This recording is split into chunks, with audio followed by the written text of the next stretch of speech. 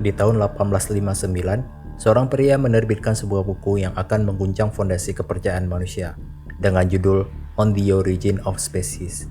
Judulnya terdengar ilmiah dan netral, namun isinya seperti bom waktu, mengirim gelombang kejut ke seluruh penjuru dunia. Ia bukan hanya berbicara tentang burung finch di Galapagos atau fosil yang membatu di perut bumi. Ia berbicara tentang kita, tentang asal-usul manusia, tentang kemungkinan bahwa kita bukan makhluk istimewa ciptaan langsung Tuhan, melainkan hasil proses panjang dan buta yang disebut seleksi alam. Charles Robert Darwin lahir pada tahun 1809 di Shrewsbury, Inggris, dalam keluarga yang terpandang dan berpendidikan. Ayahnya seorang dokter kaya dan kakeknya Erasmus Darwin adalah pemikir radikal yang sudah lebih dulu mempertanyakan asal-usul kehidupan. Sejak kecil, Charles lebih tertarik mengamati serangga dan mengumpulkan batu ketimbang duduk diam di bangku kelas. Dunia sekolah membosankannya, tapi alam dengan segala rahasia dan keanehannya memikat pikirannya sejak dini. Ia nyaris menjadi dokter, lalu hampir menjadi pendeta. Namun takdir membawanya ke jalan lain, jalan yang sunyi, penuh keraguan dan revolusi intelektual. Segalanya berubah ketika dia berusia 22 tahun. Darwin berlayar bersama HMS Beagle dalam ekspedisi ilmiah selama hampir 5 tahun, dari hamparan gurun di Amerika Selatan hingga pegunungan Andes, dari hutan liar Brazil hingga pulau-pulau terpencil di Samudra Pasifik. Darwin mencatat, mengumpulkan, dan mengamati. Tapi di antara semua tempat yang ia jelajahi, Kepulauan Galapagos adalah yang paling membekas. Di sana, dia menemukan burung-burung dengan paruh berbeda di setiap pulau. Petunjuk kecil yang memicu ide besar. Sebuah gagasan berbahaya mulai tumbuh dalam benaknya, bahwa makhluk hidup tidak tetap. Mereka berubah, mereka beradaptasi, mereka berevolusi. Setelah kembali dari pelayaran panjangnya, Darwin tidak langsung mengumumkan temuannya. Ia menulis, berpikir, dan meragukan dirinya sendiri selama lebih dari 2 dekade. Ia tahu, gagasan yang ia miliki akan mengguncang dunia. Ia mengamati pola-pola kecil, variasi bentuk paruh burung, fosil hewan yang menyerupai makhluk hidup modern, dan persamaan mencolok antara spesies yang hidup di tempat berbeda. Dari semua itu, ia menarik kesimpulan radikal. Makhluk hidup tidak diciptakan dalam bentuk final. Mereka berubah perlahan melalui proses yang kejam namun alami seleksi alam. Yang kuat bertahan, yang lemah punah, tanpa belas kasihan, tanpa rencana ilahi. Pada tahun 1859, ia akhirnya menerbitkan bukunya yang berjudul On the Origin of Species. Buku itu bukan sekedar teks ilmiah, ia adalah pernyataan perang terhadap pandangan dunia yang mapat. Dalam halaman-halamannya, Darwin mengusulkan bahwa semua kehidupan termasuk manusia berasal dari nenek moyang bersama. Tidak ada makhluk yang istimewa, tidak ada hierarki yang suci. Allah memilih berdasarkan kemampuan bertahan, bukan kehendak Tuhan. Teorinya membuat sebagai ilmuwan kagum dan membuat banyak pemuka agama gemetar. Sebuah ide lahir dan dunia tak pernah sama lagi. Teori evolusi bukan hanya tantangan ilmiah, ia adalah peluru yang menembus langsung ke jantung keyakinan religius. Selama berabad-abad, manusia percaya bahwa dirinya makhluk istimewa, diciptakan langsung oleh Tuhan menurut rupanya. Maka ketika Darwin menyatakan bahwa manusia dan kera memiliki nenek moyang yang sama, dunia pun terbelah. Di mimbar-mimbar gereja, Darwin dibelai-beli sebagai pembohong dan penghujat. Bahkan di kalangan ilmuwan, tak sedikit yang menolak mentah-mentah gagasannya. Bukan karena datanya salah, tetapi karena implikasinya terlalu mengerikan untuk diterima. Darwin sendiri tak pernah secara terang-terangan menyatakan bahwa Tuhan tidak ada, tapi ia juga tidak menyangkal bahwa imannya telah berubah.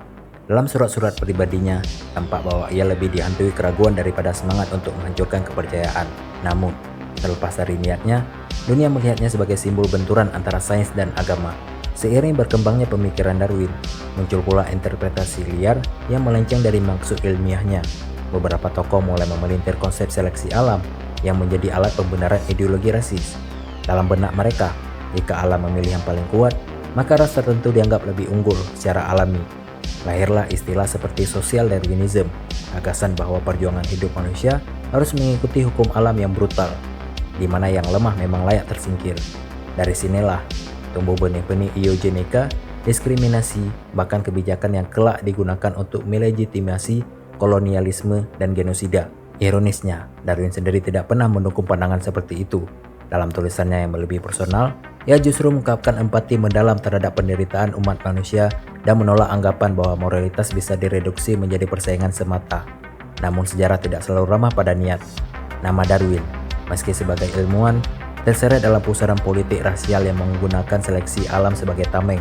Warisan teorinya menjadi medan tempur baru antara sains dan kemanusiaan, antara fakta dan penyalahgunaan. Teori evolusi bukan hanya mengguncang dunia pada abad ke-19, ia menjadi fondasi bagi seluruh cabang biologi modern, dari taksonomi hingga ekologi, dari paleontologi hingga genetika. Semua disiplin sains kini berpijak pada pemahaman bahwa kehidupan terus berubah. Ketika Gregor Mendel menemukan hukum pewarisan sifat dan DNA akhirnya dipetakan 1 abad kemudian, temuan-temuan itu tidak membantah Darwin, mereka justru memperkuatnya. Evolusi bukan lagi sekedar hipotesis, ia menjadi kerangka kerja untuk memahami segala sesuatu, dari asal-usul spesies hingga penyebaran penyakit. Hari ini, jejak Darwin terlihat di laboratorium-laboratorium genetik, riset vaksin, bahkan dalam pelacakan mutasi virus. Pemahaman tentang evolusi membantu manusia merancang teknologi penyuntikan gen dan mengantisipasi perubahan iklim yang mempengaruhi keanekaragaman hayati. Di luar ilmu kehidupan, prinsip-prinsip seleksi alam bahkan menginspirasi perkembangan algoritma komputer dan kecerdasan buatan. Apa yang dulu hanya dianggap teori berani dari seorang naturalis, kini menjadi landasan pemahaman modern tentang kehidupan dan bagaimana kita berevolusi bersamanya. Lebih dari 1 abad setelah bukunya diterbitkan, perdebatan tentang teori evolusi masih jauh dari selesai. Di berbagai belahan dunia, terutama di komunitas religius, pastinya kontra terhadap teori ini. Mereka berpendapat bahwa kehidupan terlalu kompleks untuk bisa dijelaskan oleh proses buta seperti seleksi alam. Bahkan beberapa ilmuwan modern pun mulai mengkritisi elemen tertentu dalam teori Darwin, menyebutkan bahwa evolusi mungkin tidak sekedar soal yang kuat yang bertahan, tapi juga melibatkan proses lain yang belum dipahami sepenuhnya. Kritik ilmiah juga muncul dari dalam dunia sains itu sendiri. Penemuan dalam bidang epigenetika, simbiosis, dan kompleksitas seluler membuka ruang bahwa evolusi mungkin tidak sesederhana narasi yang Darwin paparkan. Meski kerangka dasarnya tetap kokoh, sebagian mekanisme yang ia ajukan kini dianggap terlalu sempit atau tidak lengkap. Teori Darwin bukanlah kebenaran mutlak, melainkan fondasi awal dari pemahaman yang terus berkembang. Nah, seperti semua ide besar dalam sejarah, ia bukan hanya diuji oleh waktu, tetapi juga oleh pikiran-pikiran baru yang terus mempertanyakannya.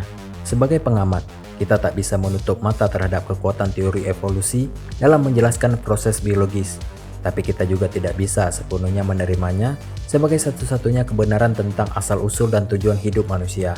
Ada sesuatu yang terasa hilang, dimensi batiniah, kesadaran, dan rasa moral yang tak bisa dijelaskan hanya dengan gen dan seleksi alam. Mungkin sains belum selesai bicara, atau mungkin memang ada hal yang tak bisa disentuh oleh mikroskop dan data. Darwin memberi kita kerangka berpikir yang tajam, tapi bukan jawaban final. Dan mungkin dalam keraguan itulah kita menemukan ruang untuk bertanya dan untuk tetap menjadi manusia.